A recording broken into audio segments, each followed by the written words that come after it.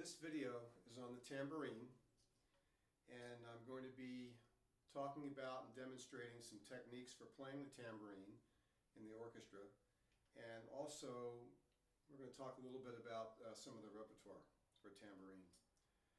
This particular tambourine is a Grover 10-inch tambourine with German silver jingles. There's a lot of good instruments out on the market these days. Some of my other ones are by Black Swamp. They make a very good tambourine. So my advice is invest in a good instrument. The other thing is I've put some, you might want to do this, put some moleskin strips on the underside of the head around the edge, and that's just to help with the articulation when you're playing rhythms on the tambourine, eliminate some of the head sound. Now, the general playing position for the tambourine is about a 45-degree angle. If the tambourine is too flat, the jingles are going to keep moving after that last note, and you don't want that. So we're going to do a 45-degree angle. And for soft playing, piano, mezzo piano, I'm going to use middle finger braced at the first joint with the thumb. Now, I'm going to rest the heel of my hand on the head of the tambourine, and I'm going to be playing right on the frame of the tambourine with that middle finger. Now, I'm going to reduce that angle just a little bit so I get a little wetter, more responsive sound.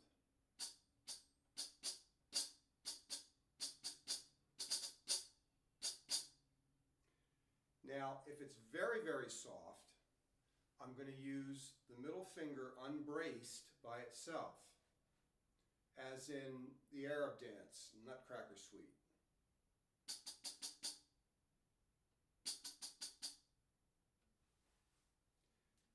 Mezzo forte, or forte, I'm going to use index finger, middle finger, braced with the thumb.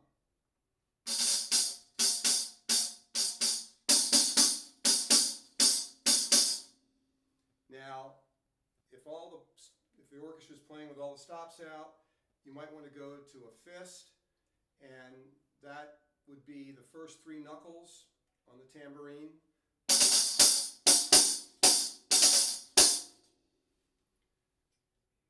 Now there's one time, this is the general playing position, as I said, but there's one time when I'm going to play the tambourine with the head inverted, head down.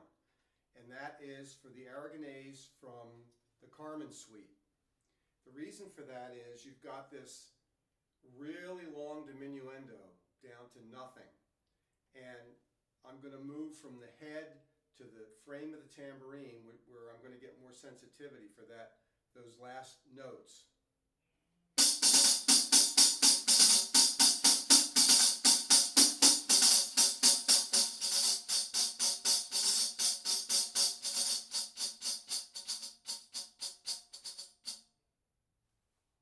So that works real well for me that way. And I've got a whole video on that on my channel, playing that Aragonese. Now, there is a way when you have to play softly and it's too fast to play with one hand, you can rest the tambourine. First of all, you have to have something to put your foot on. I like to use the bottom of a concert snare drum stand. You can rest the tambourine on your leg, and you can play either right on the rim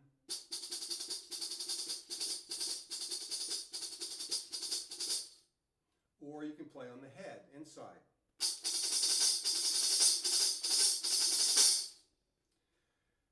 Now, I prefer, when I have to play soft, fast rhythms, to rest the tambourine on a rolled-up towel on a trap table.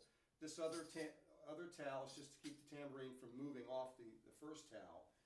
And you can play with that middle finger right on the rim.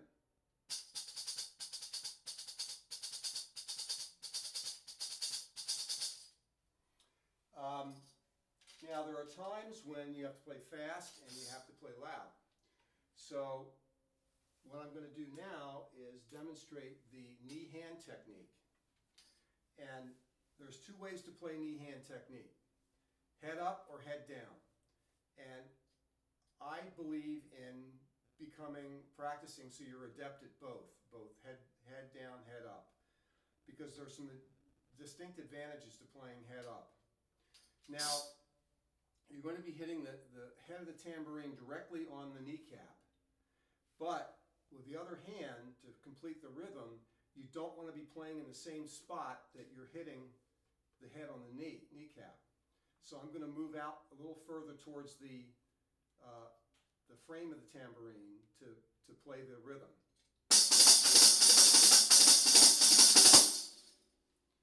Now, head up, same thing. You don't want to be playing exactly where the tambourine is hitting your kneecap. So I'm going to move out here a bit, and I'm going to use the knuckles, the fist, to play the rhythm.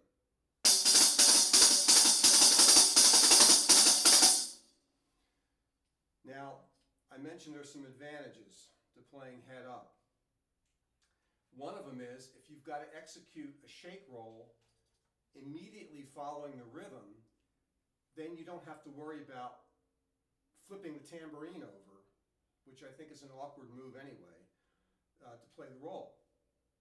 So an example would be the Russian dance in the Nutcracker Suite.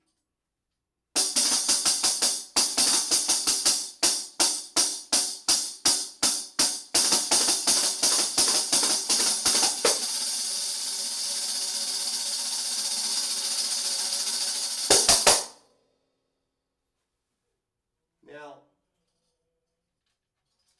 there are times when we have to play sustained notes with the tambourine, and the way to do that is to play either a finger or thumb roll. I prefer the thumb. And you've got this nice big area on the head to move your finger or thumb around to make a soft roll. And you want to treat the head of the tambourine with either beeswax or bow rosin. Now, if your hands are fairly dry most of the time, I would suggest using beeswax.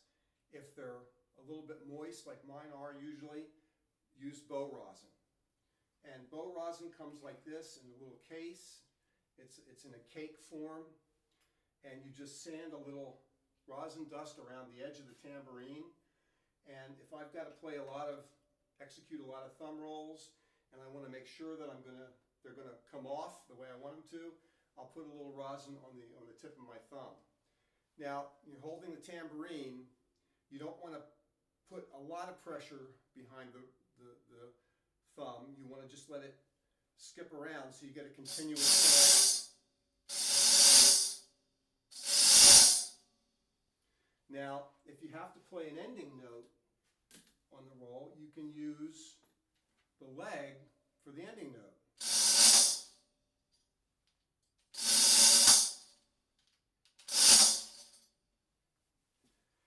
Now, the other type of roll that we use is the shake roll. Now, the shake roll is, some people do this with the wrist. Some people do arm.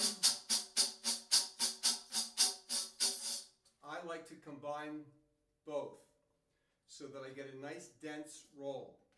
And usually, I can think of maybe a couple instances where it doesn't start with a beginning note and end with a note.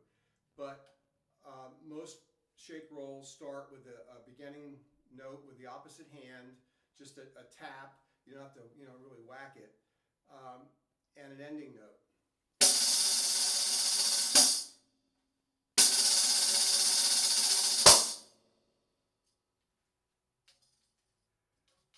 Okay, I think that covers everything. These accessory instruments, tambourine, castanets, triangle, are very, very difficult to get a feel for sometimes. You have to get them into your hands and kind of play around and see what works for you and what doesn't work. But almost every undergraduate audition, graduate school, or orchestral auditions, you're going to have to be really good at playing these instruments because they are a part of the percussion section that you're going to find comes up a lot. And I hope this was informative. I hope that you learned something, and I appreciate you taking a look.